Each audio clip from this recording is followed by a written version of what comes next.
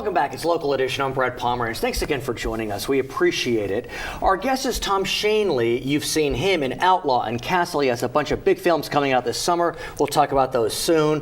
But first, I want to talk about you, man, and the great work you are doing to support those in need. I know you've been very involved with the Los Angeles Mission. I have been there. Yeah. Talk to me about it. Well, I'd say when I first went there, you really don't know what to expect. You know, you think a mission and here's a meal, here's a shirt, thanks for coming by. Right. And you know, it's an extraordinary organization. I was really blown away by the facility, by what they offer. These people who are down on their luck, to say the least. And you know what was hardest for me is I went down there on a Christmas day a couple of years back, and while I was really touched by the fact that I could hand out gifts, it was just devastating to see how many families were there seeking presents for their children. And these weren't handouts. These were families that were really trying to make it just better. Sure. And tell me about when you go, what do you see in the eyes of these people? I don't know, as trite as this may sound, I see hope. You know what I mean? Really? It's because of what they offer there. They know that it can be more for them than just what's happening at the moment, the event or whatnot. And the programs that they have, whether it be rehabilitation from drugs and alcohol, from family counseling, education to take you to the next level, to finish your GED, to move on to higher education. It really is. There's more to it than just, again, meals and. What did it do for you? I know for me it really kind of made me think and take a breath. What about for you? I mean, I know you saw hope, but what did you feel inside? You feel lucky. I mean, obviously, look, it feels great to be able to give back. Everybody, loves it's a cliche.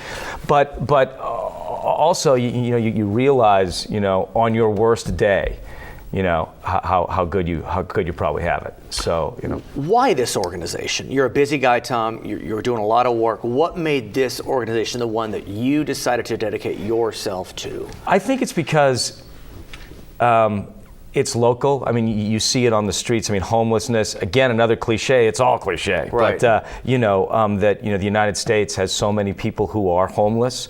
And it's kind of doing something closer to home, You know what's interesting? I was just reading an article that Los Angeles County has the highest number of food insecure people.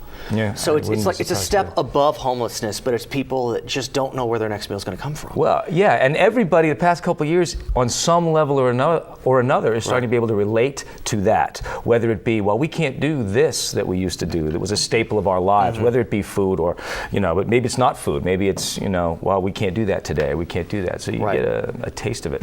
So you've been helping families, and you're also looking to depict a family that's facing its own struggles.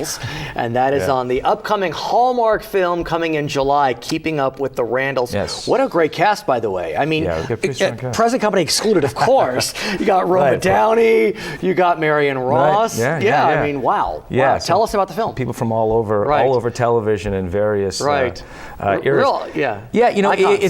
It's a great Hallmark movie. It's a great family movie. I'm used to playing a lot of psycho killers, so it's nice to play a dad. You were on Dexter. And not just play a dad, and it's about this really it's not Midwestern. It takes place in some fictitious city up in Northern California, but very rural, and I have to ask you in our final moments. Tell us about Marion Ross. I mean, Happy Days. This woman is she's amazing. And she has some of the greatest stories about her first days in what technically was old Hollywood, and you love listening to that. Tom, thanks for joining us. We appreciate it. Brad, thank you so much. We thank you for joining us on Local Edition. Back to HLN.